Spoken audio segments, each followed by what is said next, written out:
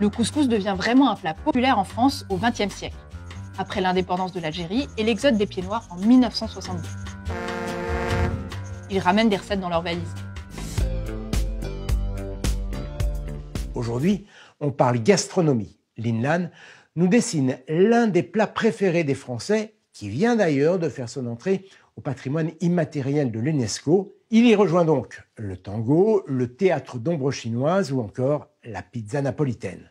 Ce plat, c'est le couscous. Exactement, Jamy, c'est le couscous. Il est entré au patrimoine immatériel de l'UNESCO en décembre de l'année dernière. 4 pays ont porté ce dossier. Le Maroc, la Tunisie, la Mauritanie et l'Algérie. À la base, chacun se disputait la paternité du couscous.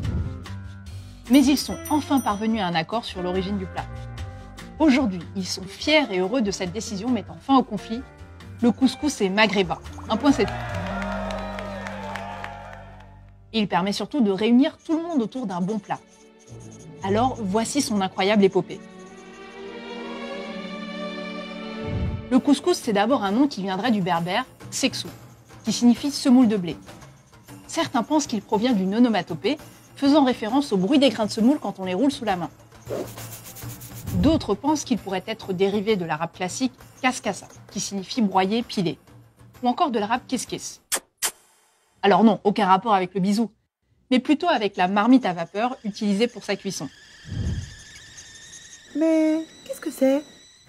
En tout cas, c'est au nord de l'Algérie actuelle, au IIe siècle avant Jésus-Christ, sous le règne du roi berbère Massinissa, qu'on retrouve les plus anciennes traces de peau à couscous.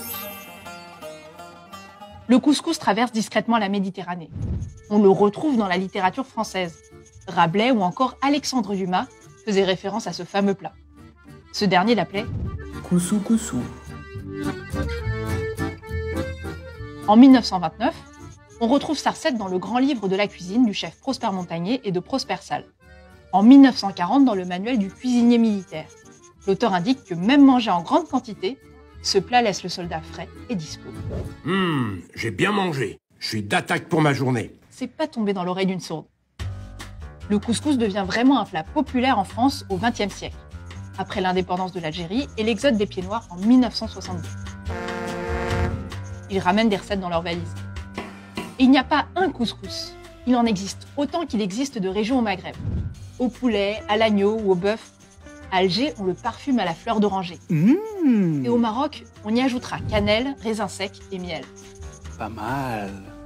Mais surtout Jamy. On pense que c'est un plat riche, mais en réalité, il est plutôt équilibré. Cuit à la vapeur et au courbouillon, servi avec de la semoule qui est moins calorique que du pain. 100 g de semoule cuite apportent 169 kcal, contre 258 pour la même quantité de pain blanc type baguette.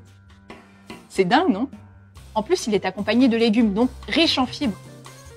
Il respecte même les saisons. Petits pois et fèves en été, carottes et navets en hiver. Et avec un coût d'environ 5 € par personne, c'est un plat très économique. À table! Ça a l'air délicieux. Bon appétit. On va se régaler. Donc un plat écolo, bon pour la santé et pour le portefeuille, qui est par-dessus tout délicieux. Que demander de plus?